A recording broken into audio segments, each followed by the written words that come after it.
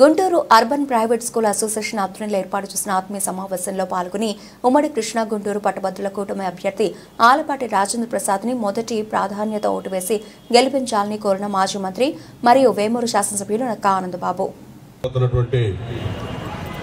గుంటూరు కృష్ణా జిల్లాల పట్టభద్రుల ఎన్నికల్లో ఆలపాటి రాజేంద్ర ప్రసాద్ గారి గెలుపుని కాంక్షిస్తూ మీరందరూ కూడా ఇక్కడ సమావేశం అవడం నిజంగా చాలా సంతోషంగా ఉంది.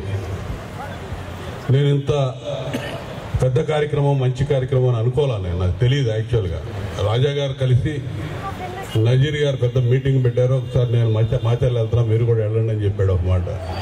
కానీ ఇక్కడికి వచ్చినందుకు చాలా సంతోషంగా ఉంది. ప్రైవేట్ టీచర్స్, స్కూల్స్ సంబంధించినటువంటి టీచర్స్ అందరూ కూడా పెద్ద ఎత్తున ఇక్కడ సమావేశం అవడం అనేది ఆనందం కలిగిస్తూ ఉంది. మీరు ఇంత సిన్సియర్గా ఈరోజు ఈ సమావేశంలో ఈ మీటింగ్లో కూర్చున్నారు.